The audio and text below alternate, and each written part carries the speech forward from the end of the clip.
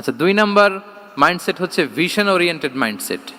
Vision oriented mindset মানে হচ্ছে যার মধ্যে দূরদর্শিতা আছে, ফার সাইটেডনেস আছে, who can anticipate the future, যে ভবিষ্যৎ আগাম অনুমান করে ফেলতে পারে, সামনের পরিস্থিতিকে আগাম অনুমান করতে পারার যে যোগ্যতা বা দীর্ঘমেয়াদী চিন্তা করতে পারার যে ক্যাপাসিটি, এটাকে বলে ভিশন ওরিয়েন্টেড মাইন্ডসেট। এটা আল্লাহ রাসূল সাল্লাল্লাহু আলাইহি ওয়া আলিহি ওয়াসাল্লামকে আল্লাহ তাআলা দান করেছেন।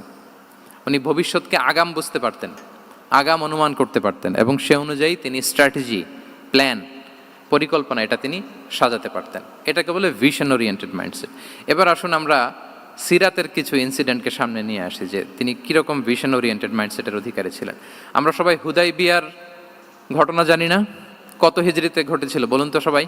6ষ্ঠ হিজরিতে। লাকাদ সাদাকাল্লাহু রাসূলাহুর রুইয়া বিল হক লাতাদখুলুন্নাল মাসজিদাল হারামা ইনশাআল্লাহু আমিনিন।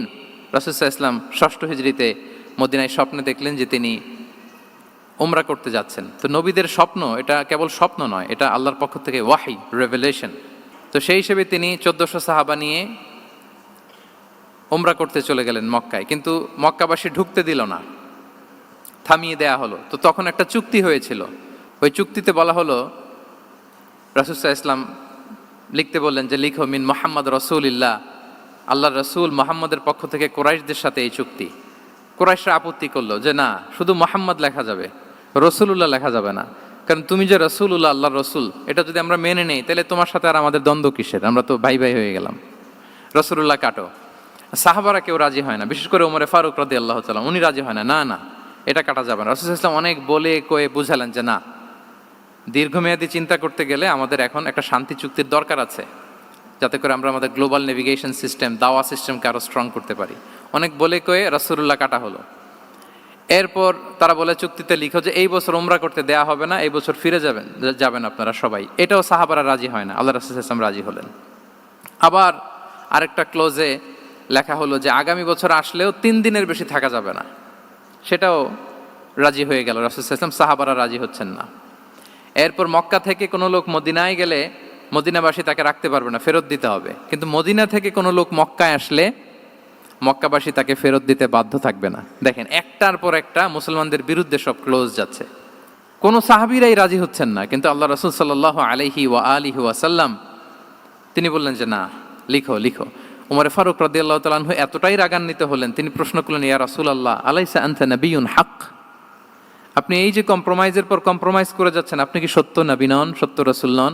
আলাসনা আলা দীনিন হক, আমরা কি সত্যের উপর প্রতিষ্ঠিত নই? আলাইসাল কুরআনু কিতাবুন হক, তো সব যদি সত্য হয় আপনি কেন এগুলো মানছেন? রাসূল সাল্লাল্লাহু আলাইহি ওয়াসাল্লাম বললেন যে ওমর, তুমি বাদশাহ না, মেনে নাও। মেনে নিলেন, এবং এই মেনে নেওয়াটাকেই আল্লাহ ভিক্টরি বলে ঘোষণা দিলেন, বিজয় বলে। আল্লাহু আকবার। ইন্না ফাতাহনা লাকা ফাতহাম মুবিনা। এবং হুদাইবিয়ার এই সন্ধি থেকেই বেসিকলি মক্কা বিজয় ওইদিকে ত্বরান্বিত হয়েছে গতি প্রবাহটা। কারণ রাসূল সাল্লাল্লাহু আলাইহি ওয়াসাল্লাম অনেক দূর দেখেছেন, সাহাবারাই সামনের কিছু বিষয়ে তারা খেয়াল করছেন, কিন্তু রাসূলুল্লাহ সাল্লাল্লাহু আলাইহি ওয়া আলিহি ওয়াসাল্লাম তিনি অনেক দূর দেখতে পাচ্ছেন। আচ্ছা বলেন, 3 তলার উপর থেকে একজন একটা ভিউ দেখতে পায়, আর 30 তলা উপর থেকে আরেকজন একটা কন্ডোমিনিয়ামের উপর থেকে একটা পানোরামিক ভিউ দেখতে পায়, দুইজনের ভিউ দেখা কি একরকম হয়? বলেন, একরকম হবে? কখনোই হবে না। তাহলে 30 তলার উপর থেকে যিনি দেখবে তিনি একটা পানোরামিক ভিউ দেখবে, দ্য টোটাল সিনারিও তার কাছে ক্রিস্টাল ক্লিয়ার হবে, যেটা সাহাবা রিদওয়ানুল্লাহি তাআলা আলাইহিম আজমাইন ওনাদের কাছে ক্লিয়ার ছিল না। এবং ঠিকই এই যে এটা তো বেশি দিন স্থায়ীও হয়নি, 6ষ্ঠ হিজরি থেকে 8ম হিজরি, মাত্র 3 বছরের ব্যবধানে রাসূল সাল্লাল্লাহু আলাইহি ওয়াসাল্লাম যত রিজিওনাল সুপার পাওয়ার ছিল, ওয়ার্ল্ড সুপার পাওয়ার ছিল, পার্সিয়ান এম্পায়ার, তারপর Roman empire, Byzantine empire, Egyptian empire, সব এম্পায়ারদের কাছে চিঠি পাঠিয়েছেন, সালামুন আলা মান ইত্তাবা আল হুদা আসলিম তাসলাম।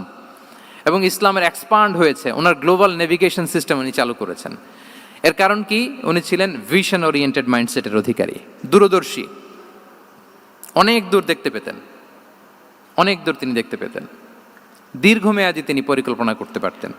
এটা হচ্ছে ভিশন ওরিয়েন্টেড মাইন্ডসেট যারা হয় তাদের ক্যারেক্টারিস্টিক্স বা ফিচার। আরও একটা উদাহরণ দেই, আপনারা কি বলতে পারেন আবিসিনিয়াতে নবুয়তি কত সালে সাহাবারা হিজরতে গিয়েছিল? বলতে পারবেন কেউ? হ্যাঁ, নবুয়তি কত সালে? 5ম সালে। হ্যাঁ, নবুয়তি পঞ্চম বছর ওনারা আবিসিনিয়াতে, বর্তমানে যেটা ইথিওপিয়া বা ইরিত্রিয়া, সেখানে সাহাবারা হিজরতে গিয়েছিলেন। এবং আবিসিনিয়াতে এই যে হিজরতে গেল, তারা সবাই মিলে ফিরে এসেছিল মদিনায় কবে, এটা কি কেউ জানেন? আল্লাহ আকবার, মাশাআল্লাহ মাশাআল্লাহ। বসুন। খায়বার বিজয়ের দিন এসেছিলেন।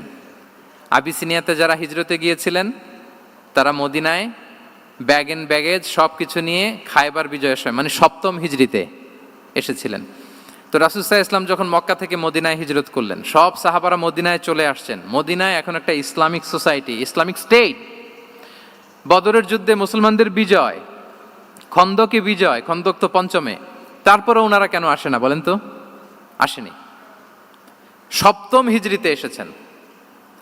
জাফর রাদিয়াল্লাহু তাআলা আনহুর নেতৃত্বে, সাইয়েদনা আলী রাদিয়াল্লাহু তাআলা আনহুর আপন ভাই, বড় ভাই, ওনার নেতৃত্বে যখন সপ্তম হিজরিতে, ওখানে যাওয়ার 15 বছর পর যখন তারা সবাই ফিরলেন, রাসূল সাল্লাল্লাহু আলাইহি ওয়াসাল্লাম এত খুশি হলেন, তিনি বললেন, মা আদরি বিআইয়িহিমা আনা আফরাহ বিফাতহি খাইবার আও বিকুদুমি জাফর।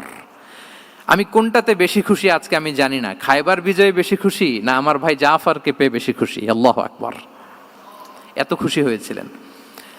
তো এখন এমনি তো মনে প্রশ্ন জাগে যে রাসূল সাল্লাল্লাহু আলাইহি ওয়াসাল্লাম যখন মদিনায় চলে আসলেন, কোরআনের আয়াতগুলো নাজিল হয়, সালাত ফরজ হলো, জাকাত আসলো, সব হলো, একটার পর একটা হচ্ছে, ইসলামিক স্টেট, তো ওনারাই কেন আবিসিনিয়াতে পড়ে আছেন?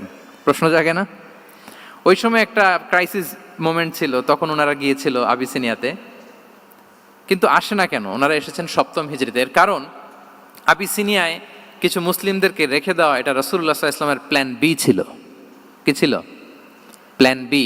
রাসূল সাল্লাল্লাহু আলাইহি ওয়াসাল্লাম অপেক্ষা করছিলেন যে মদিনাকে প্রথমে ইন্টারনাল যত থ্রেট আছে এগুলো থেকে মুক্ত করতে হবে, এরপরে মদিনাকে যত এক্সটার্নাল থ্রেট আছে এগুলো থেকে মুক্ত করতে হবে। সব যখন মুক্ত করে উনি দেখলেন যে না, মদিনা সেফ জোন, এখন আর আলাদা একটা বেজ, একটা এক্সট্রা সেফ জোন বা এডিশনাল বেজ আমার কোথাও দরকার নাই, তখনই তিনি লোক পাঠালেন যে যাও, জাফরের নেতৃত্বে আবিসিনিয়ায় যারা হিজরত করেছে তারা সবাই মদিনায় চলে আসো।